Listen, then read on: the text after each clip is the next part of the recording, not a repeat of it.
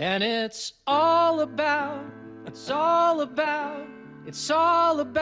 Tracy. It's all about Joe. How's that?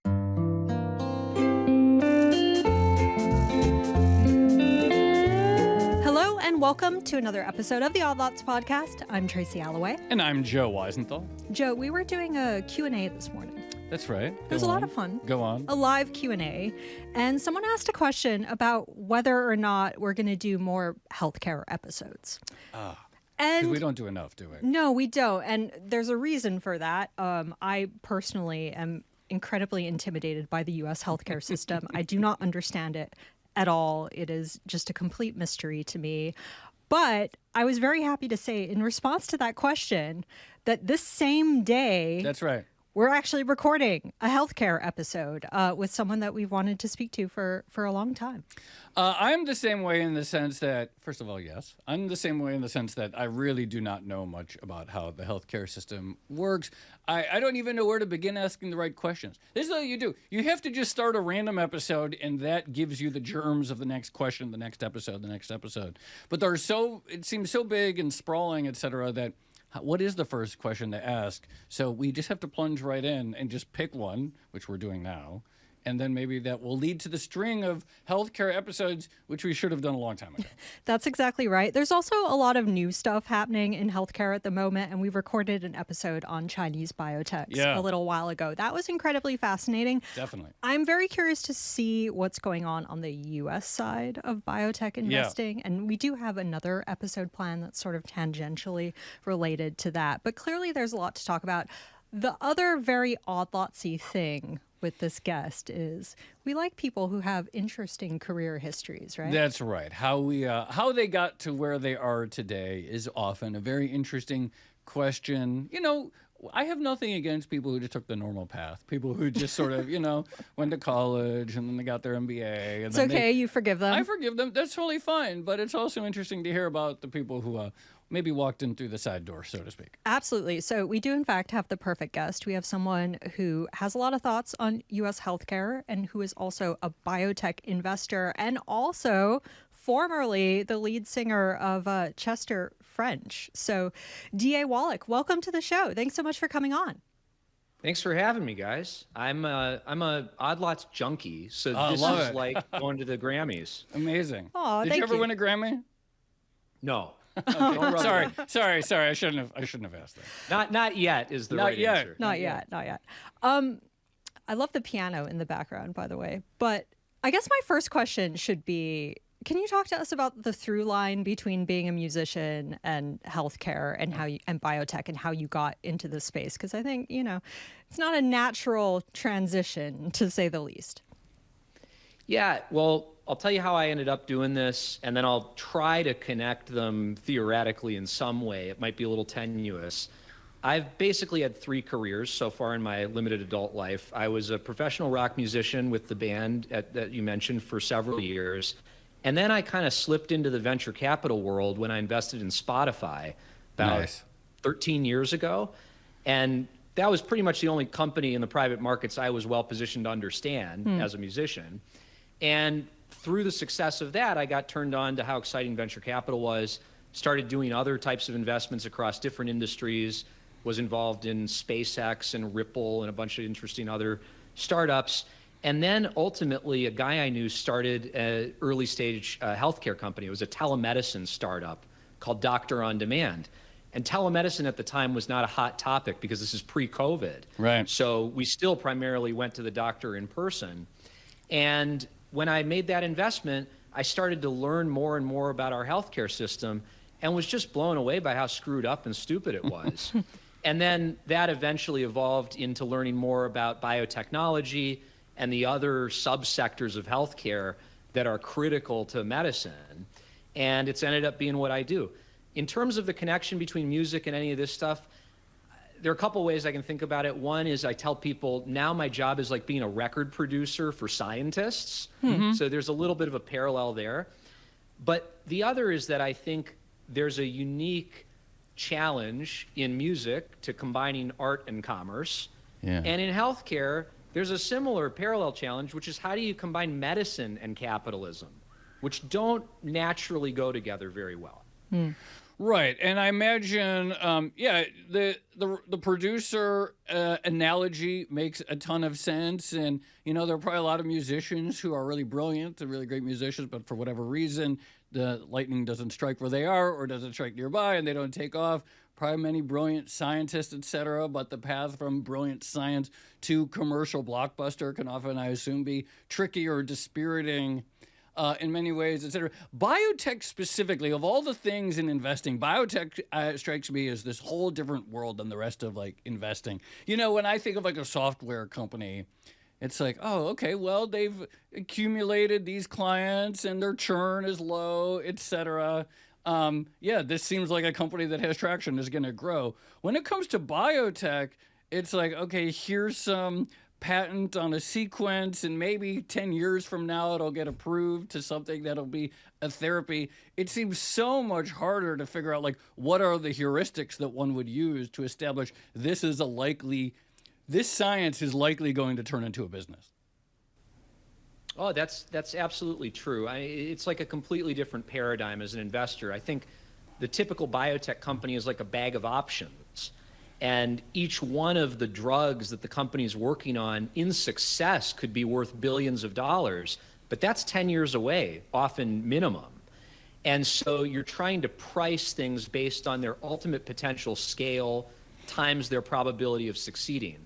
And unfortunately, the base rates in terms of probability of success are very low. So if you take small molecules, which is one major area of drugs, the base case is like a 5% probability of success from the original idea to an FDA approval and a marketed drug. Now, you get to a higher sort of prior probability with antibodies or so-called biologics, other classes of drugs that are intrinsically more likely to work than small molecules. But still, in every case, you're dealing with very low probabilities of success. And the entire challenge as a biotech investor is how do you manage those low probability events and build portfolios that are still likely to make money, despite the fact that each individual project is relatively unlikely to work. I'd say in tech, there's this well-described kind of power law distribution of winners and losers, which is to say a very small number of companies make all the money and pay for the huge number of losers. In biotech, that's still true to a degree, but the magnitudes of the winners are lower. And so a really good biotech investor probably has a higher batting average than the typical tech investor, but the wins are not as big. Mm-hmm. So one thing I'm really curious about is how you source potential investments and how you find, you use the analogy of the record producer, how you find talent in the space or how the talent kind of finds you, and whether or not it's different from, again, the sort of software or tech space that we usually talk about when it comes to venture capital. When I started doing venture investing, that was, like I said, 12, 13 years ago, it was obviously a well-established part of the capital markets, but I cold emailed Brian Armstrong from Coinbase and was meeting with him 2 days later. And it's hard to overstate how much money has rushed in over the past decade. So what went from being an established but still kind of marginal part of the capital markets is now all anyone thinks or talks about. Yeah. And so in biotech, what I found getting into this area was that it was more like that venture market I had encountered. There was a scarcity of capital relative to the caliber of ideas that were out there. And so I'd say deal sourcing is much easier in a sense because there's less money chasing a huge number of good ideas. And those ideas, by and large, do come out of our university and research infrastructure here in America. The same is also true in other parts of the world, in Europe, China, India, and so forth. But it's really the translation of those academic concepts into products that could make money that is the challenge. That's the so-called valley of death that people sometimes talk about in our industry. Yeah. There are just an immense number of cool ideas if you go into any university in our country, but such a small number of them is ever going to cross that chasm. And part of that is that the expertise and the personnel required to do that translational work is not the same expertise that is required to do the inventing in the first place. And so that is really what the large pharmaceutical companies have a specialized expertise in. They train people in this translational work. How do you go from early science to real products? Right. When I go to like a typical venture capitalist website, or I see their Twitter bio or something like that, it'll say like, "We back great founders." And I'm like, thanks, that's very helpful, because that distinguishes you from the venture capitalists who back crappy founders. So I'm glad I'm going to invest with you instead. What's the biotech equivalent? What's the cliche in your industry that every VC says that ostensibly distinguishes them from all the others?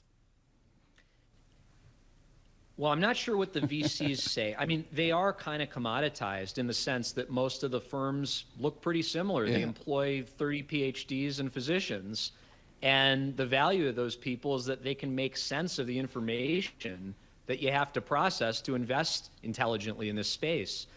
In terms of what distinguishes the founders that they like to look at, I'd say, again, it's kind of the inverse of what you find in tech. There's a real premium on, quote, gray hair in the biotech industry. Interesting. Because the only way to learn this stuff is to do it over and over again and to have had a lot of failures. And if you think about a software company, the tropes you are familiar with are, fail fast, pivot, right? Like you launch something, it doesn't work, you tweak the product design, you go into a different market, you can adapt very readily to the market. In biotech, if you choose to embark upon a clinical program, you're in for 30 or 40 million bucks. That's not an easy door to walk back out of. Yeah. And so there's a real premium on people with experience who have done it multiple times.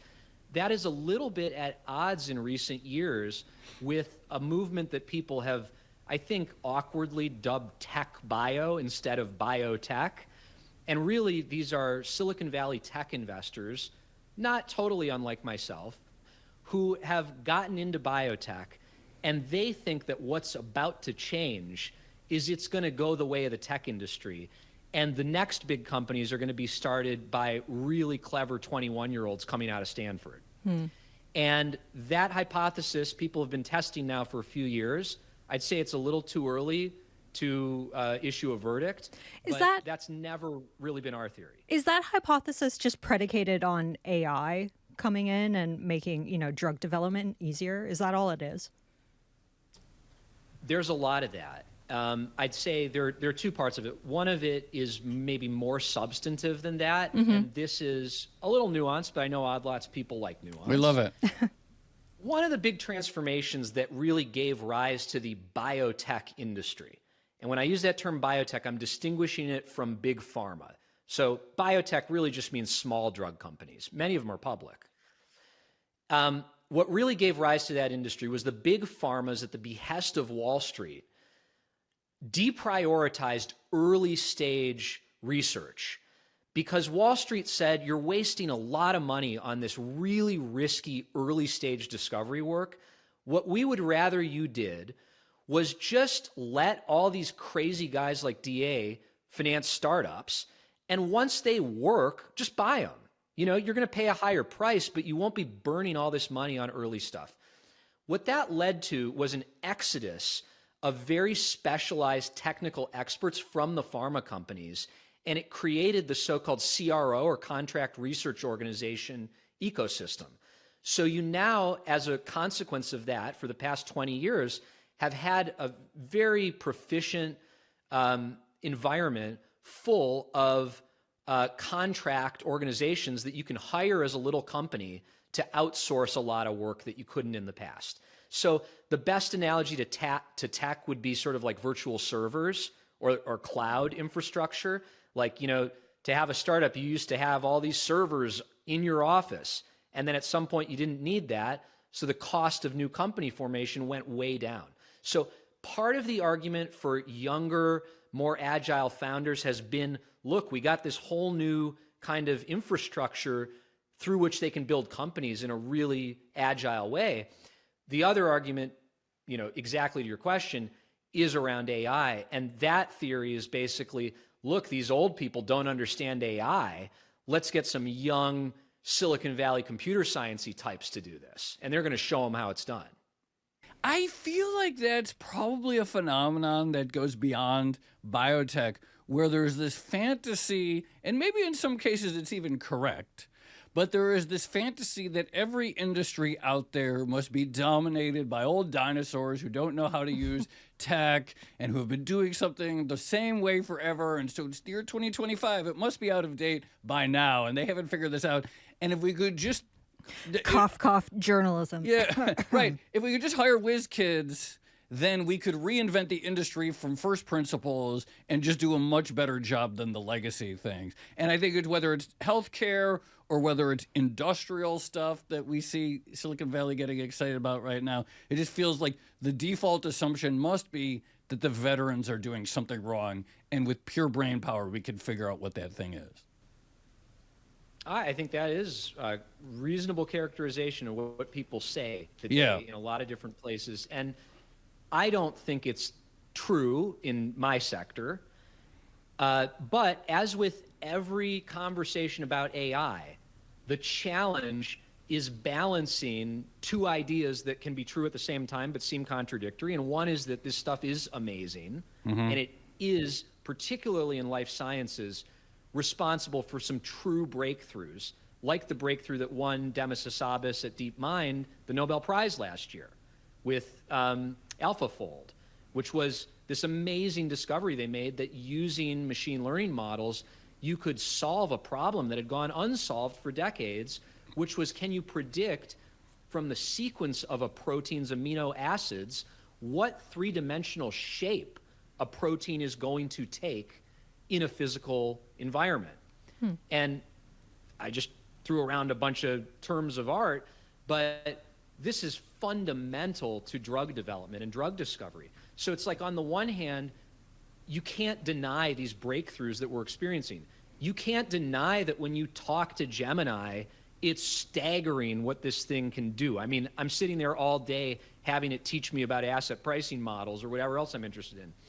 But at the same time, the religious movement that is powering all of the investment and a lot of the entrepreneurship here across industries is full of hot air and is making claims that are preposterous unless you are a zealot. Just real quickly, if we had been having this conversation in a month ago, would you have said Gemini or would you have said ChatGPT? Because I switched from ChatGPT to Gemini in the last month, and I'm just curious whether what you would have said a month ago. A month ago, I was using all of them. Now I'm only using Gemini. It's interesting. All right. Good data point. Okay.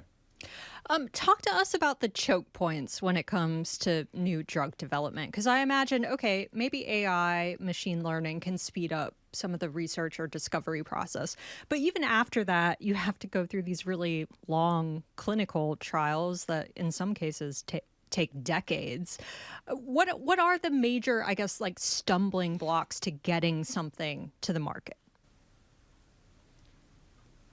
Your question held the answer.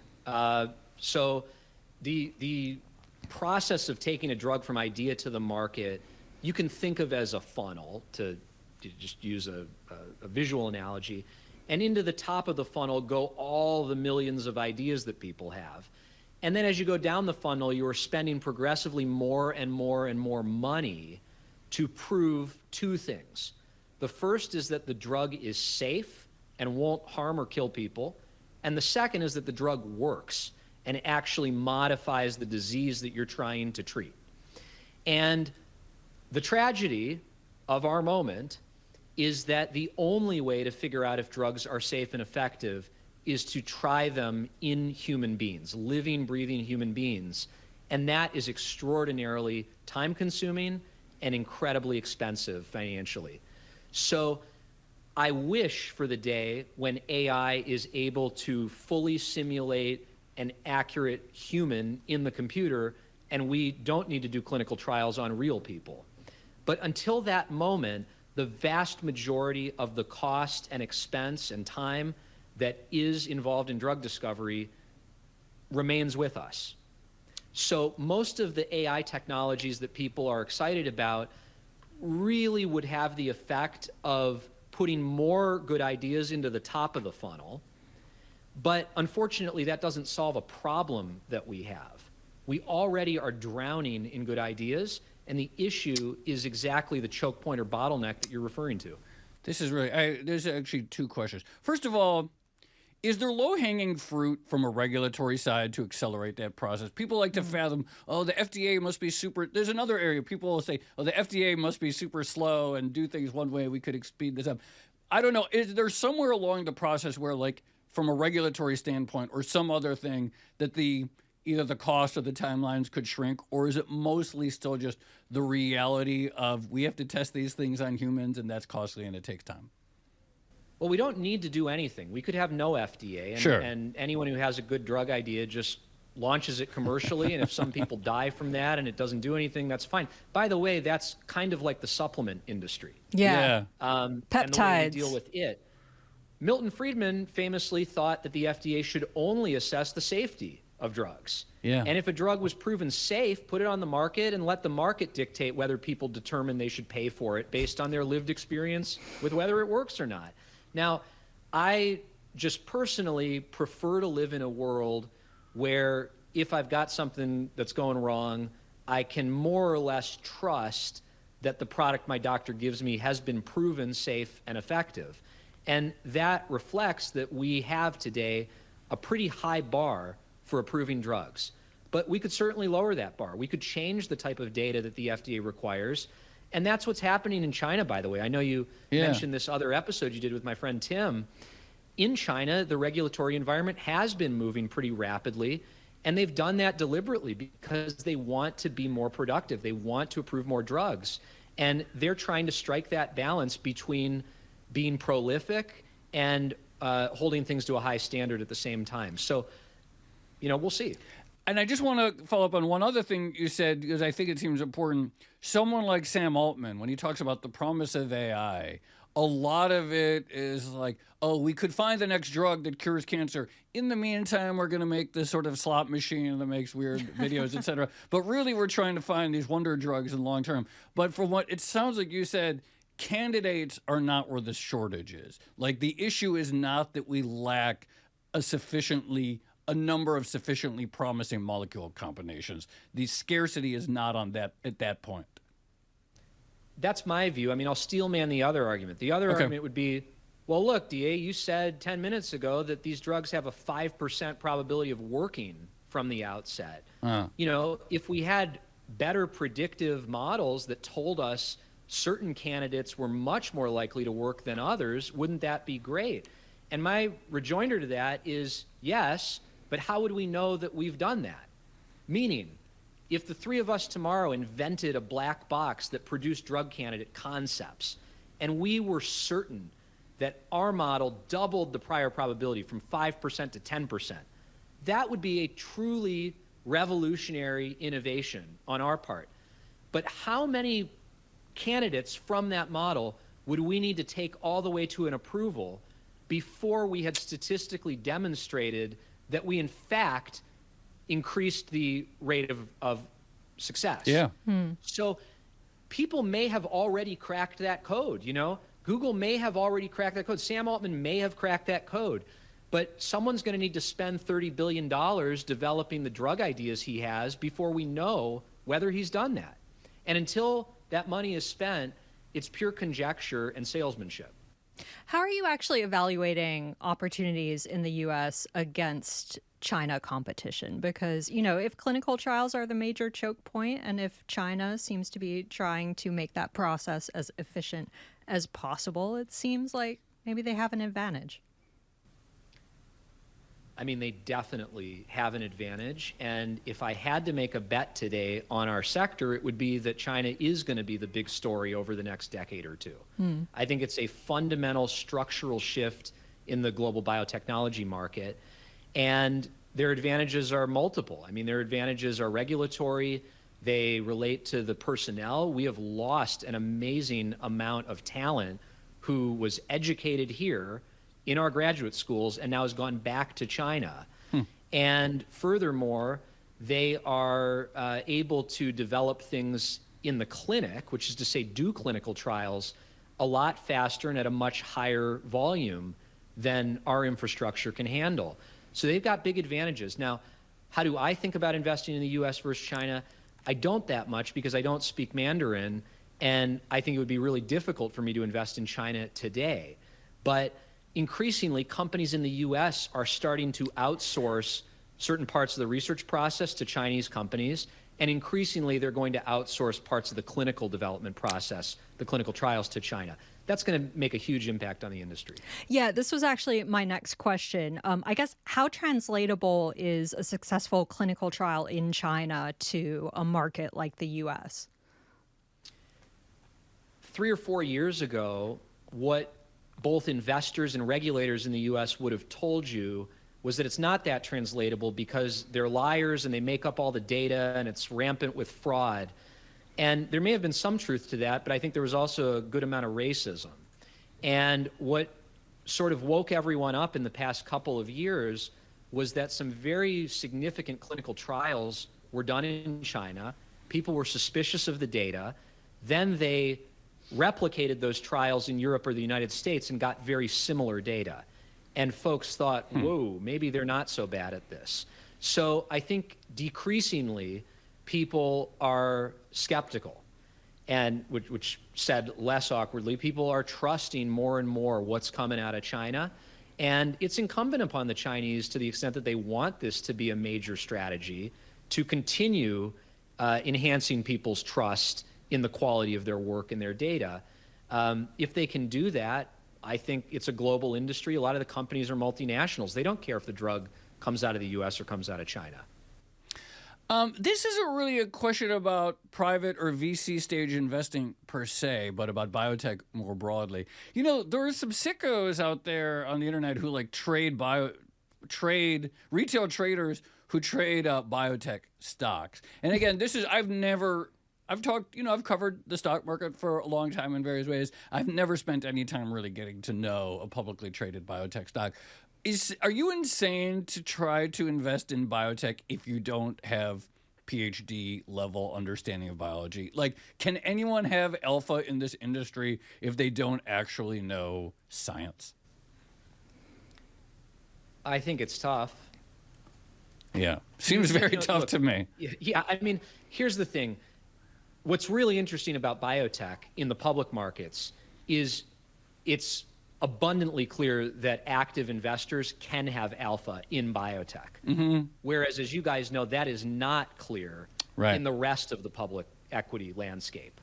And so, whereas there is very little, if not negative, persistence of performance among active equity managers broadly, in biotech, you have a small number of firms that have been doing great for sometimes decades. And they all have real science expertise on staff. They do. And you know, the dynamic between them and the generalists, so to speak, is that they do a lot of very detailed work to make sense of the information you need to process to value these companies and to assess their probability of success.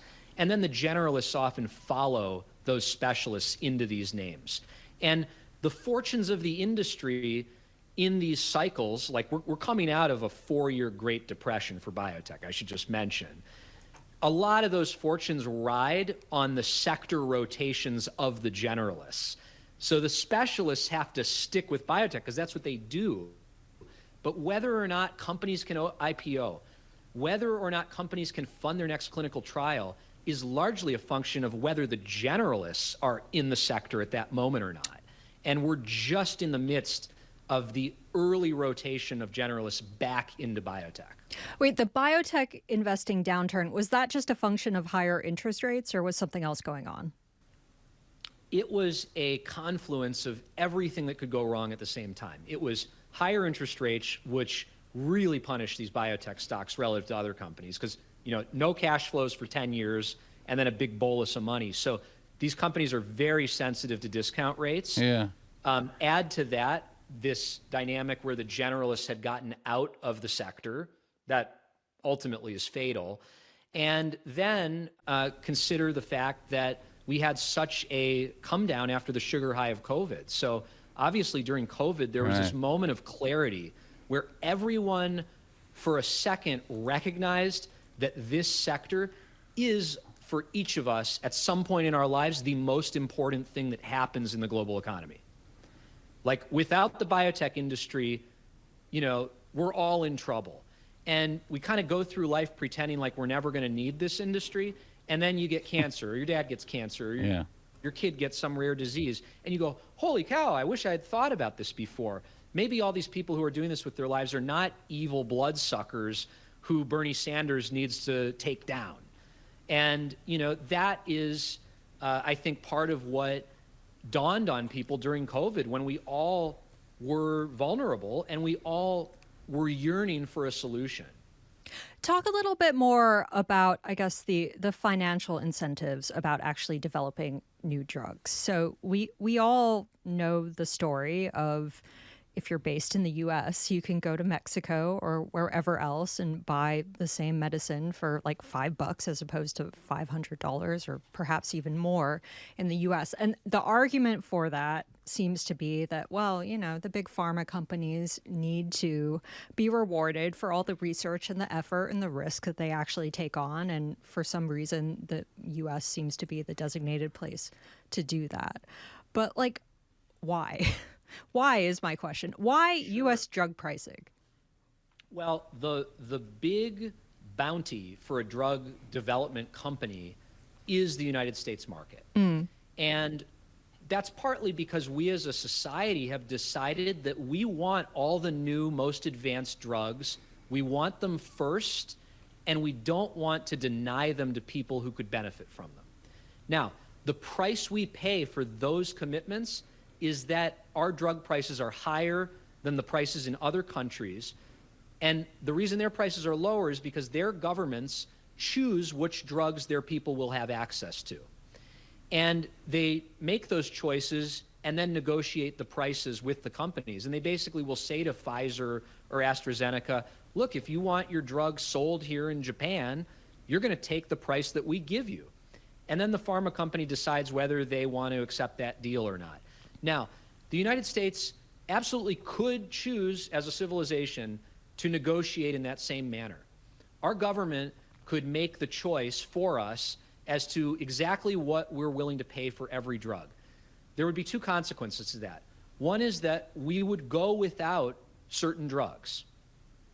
The second is that a lot of drugs would not even be developed in the first place because the total pool of profits available to drug companies would be much smaller. And so I don't know that there's any perfect answer to how much pharmaceutical innovation we should have in the world. We get to choose how much innovation we want to occur, and the way we choose that is by determining the size of that bounty that exists. How big is the profit pool we want to allow for innovative drug development? And a lot of that is driven by our patent law. Remember, a patent in this industry is a legalized monopoly. So we give drug companies a legal monopoly for a limited period of time, and that dictates how much money they're able to make off of a new drug. We could shorten the patent life, and that would reduce the profit pool, and you'd have less drug development.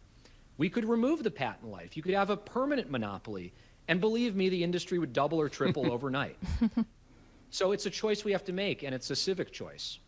You mentioned the Bernie Sanders of the world who they look at the profits of drug companies, or they look at the prices of drugs. And, you know, perhaps if they got their way, there would be less investment in drug discovery, et cetera, at all, maybe less profits.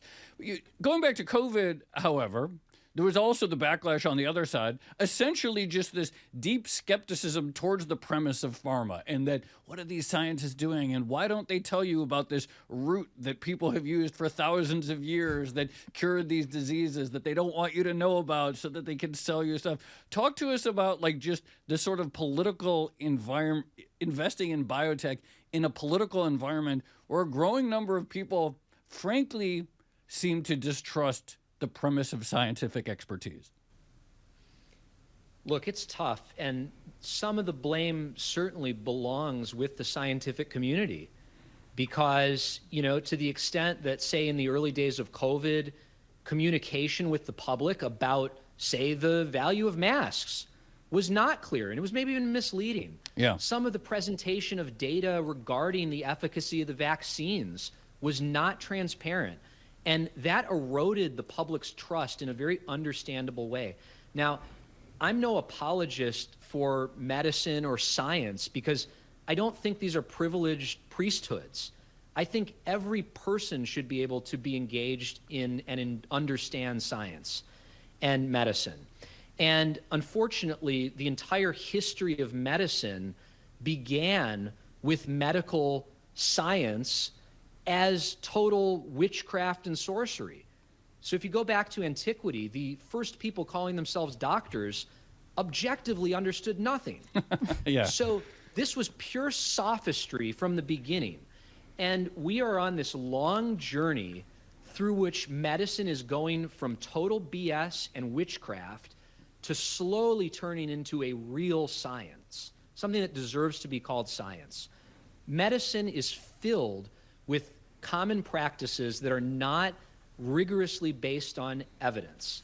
And that is symptomatic of where we are in that journey that I'm describing. So I'm an advocate for medicine becoming always more and more scientific. I believe that scientific policymakers, scientists in academia need to do a much better job communicating transparently. And that's the only way to engender that kind of trust you're talking about, Joe. And the trust is critical because it is what gives permission to this industry's existence.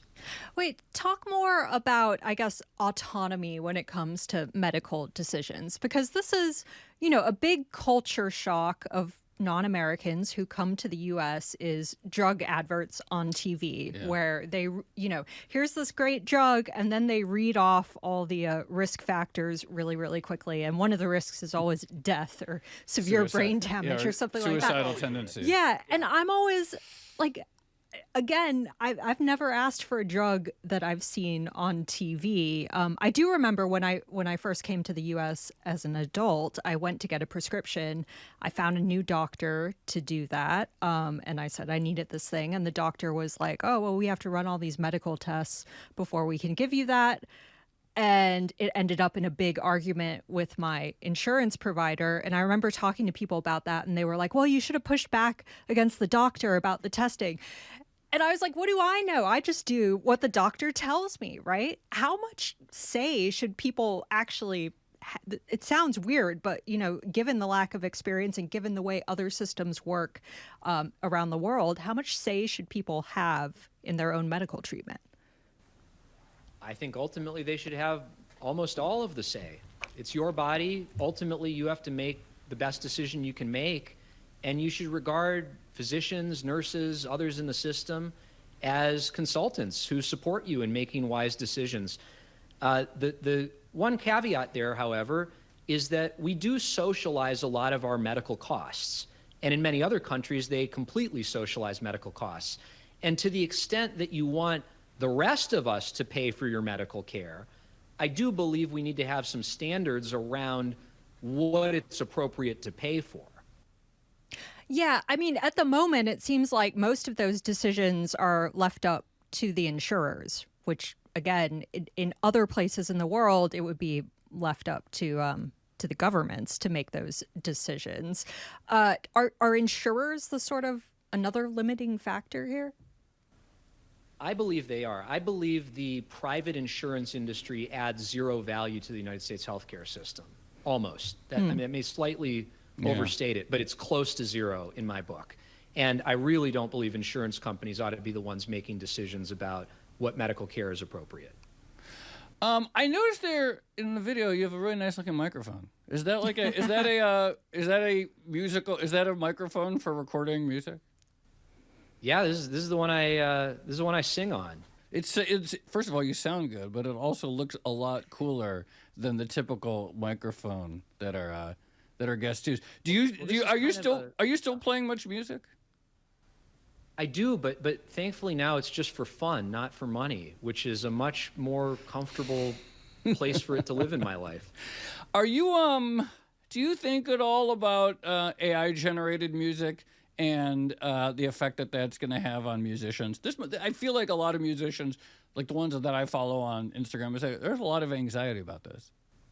there is anxiety. And look, I mean, it's really hard to make a living as a musician. Yeah. Now, it's always been really hard. Right. And, you know, I can't imagine what the lifestyle was of a lute player in George II's royal court or something. But, you know, it's a tough business, and it is scary when new technology comes on the scene that might change the way you make money as an artist. I lived through that with Spotify. People were terrified of it. And, you know, fortunately, what it did over time. They should have all done what you did, would get long Spotify and then hedge their own risk to it. But keep going. But look, Spotify, by multiples, increased the total revenue of the recorded music business, which was the goal. So mission accomplished. Now, look, AI is going to make music. And I think like all creative people, like journalists, like investors, everyone's going to think about how they can use it to be more effective, have more leverage, have a cooler output. I mean, I have very little doubt that artists are going to do unbelievably cool and original stuff with AI tools, and it's already happening. And for whatever reason, I have very little trepidation that they're going to be put out of business. Because I think ultimately music is communication. Real quickly on that, when you talk about like doing unbelievably cool things with music, so I see in the background you have a piano, for example. And one of the things when I think about AI music is, and actually I think like, for example, the founder of Suno and some of these other AI music companies have talked about this, is like, well, music, learning to play instruments is really hard. And therefore, can we separate in some way the craft of music, the hours that someone has to spend just doing scales on the piano before they can compose something? Maybe you could, wouldn't it be nice if we could just have amazing, beautiful piano sonatas without ever having to put in those thousands of hours, you know, Mary Had a Little Lamb and then so forth. But it does raise the question to my mind of whether one can create great art if they never had to learn the craft. I think the nuance with which one can communicate through music is a function of how many options you perceive. Okay.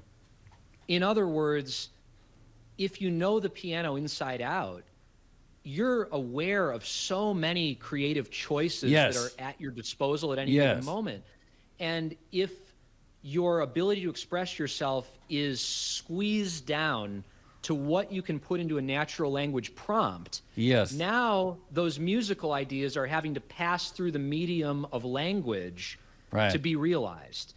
And that inherently erodes the resolution and the expansiveness with which you can express yourself. Yeah.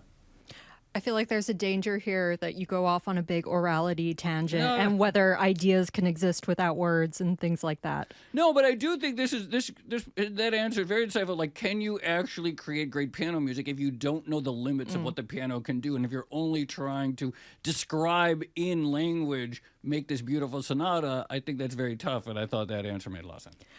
DA, we're going to have to wrap it up soon. I have one last question, and I'm going to put you on the spot. Can you sing a little Odd Lot song for us?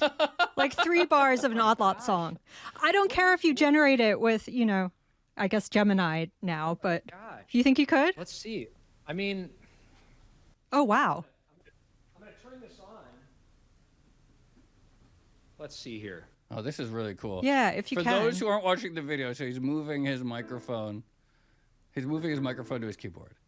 Okay. Can you see me? Yeah, it's great. Yeah, go for it. Coming through here? Okay, we're going to try. And it's all about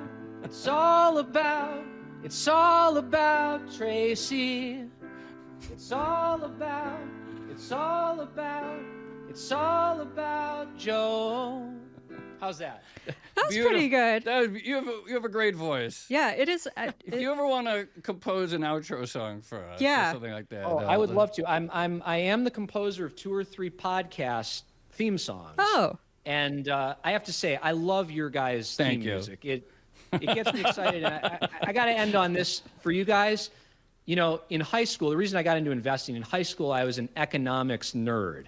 Oh, yeah, And I my heard. hobby- I heard that you actually wrote like a paper that won like a prize from the Fed or something like that. The Federal Reserve had this nerd competition they sponsored called Fed Challenge, and Yeah, it still I was exists, the captain yeah. of my high school team one year, and we got to DC and we saw Greenspan walk out with his wizened face and hands. And anyways, if I had had Odd Lots to listen to in high school, man, I would have been in heaven, because you guys Thank you. touch on so much interesting stuff. And this just has to be the most exciting thing for young people to experience in order to get turned on to business and economics and finance, and recognize these aren't just boring, That's right. staid topics. They're fascinating. No, thank you for saying that. I Thank really you. appreciate it. And also thank you for singing for us. I think that was an All Thoughts That first. was a first, yeah. So, Yeah, well, on the spot, I know we've had Merle Hazard, the yeah. country singing economist, on before, but that was fantastic. D.A. Wallach, thank you so much for coming on the show. Really appreciate Guys, it. thanks for having me. That was really interesting, Joe. That was super fun. He was great. He was also pretty good at, I know, again, he said it was tenuous, but the through line from Yeah. music to biotech kind of makes sense. I think it makes a lot of sense, and especially the fact that these are all startup investing, as we know. There's this power law phenomenon where one of your 20 portfolio companies is going to make all the money. Yeah, the lottery ticket. But like biotech is like lottery tickets upon lottery tickets. There's so much success uncertainty. There's Lottery so tickets much- with lower payouts with as well. lower payouts. There's so much success uncertainty. There's so much time that elapses between the initial work and where you see if there's any signals of traction. It does feel a lot like the uncertainty that exists in the music industry, and selecting like which of these 100 bands that all sound great and they're all really talented actually has what it takes to be a commercial hit. A lot of parallels. Yeah, I thought the dinosaur bias point was an Yeah. interesting one as well, because you can imagine, like, again, to the timeline point, you kind of have to be old to have any success in the industry historically, just because it can take, a decade to get a particular drug to market. So you don't have that much opportunity to have, those wins unless you get Yeah. old. And there's no shortage. There's no, there may be regulatory things that can be done, but fundamentally, if you want to know whether something works, and if you want to know whether this drug is going to kill people who take it or not, and whether it's safe or not, there is no substitute for doing a test and seeing what happens. And to your point, or to your observation about the dinosaurs, like, I do think that lots of people have this fantasy that anytime there's a legacy industry of any sort, that if you just got 21-year-olds from Stanford in the same room, And they gave them a garage to and work gave them out a of. garage, that they would do it a lot better than the veterans. That was the Doge premise. And Doge doesn't exist anymore. So Yep. All right. Shall we leave it there? let's leave it there. This has been another episode of the Odd Lots podcast. I'm Tracy Alloway. You can follow me at Tracy Alloway. And I'm Jill Weisenthal. You can follow me at The Stalwart. Follow our guest, D.A. Wallach. He's at D.A. Wallach. Follow our producers, Carmen Rodriguez at Carmen Armand, Dashiell Bennett at Dashbot, and Cale Brooks at Cale Brooks. And for more Odd Lots content, you should definitely check out our daily newsletter. You can find that at bloomberg.com/Odd Lots. And you can join fellow listeners in conversation 24/7 in our Discord, discord.gg/oddlots. And if you enjoyed this conversation, please like the video or leave a comment, or better yet, subscribe. Thanks for watching.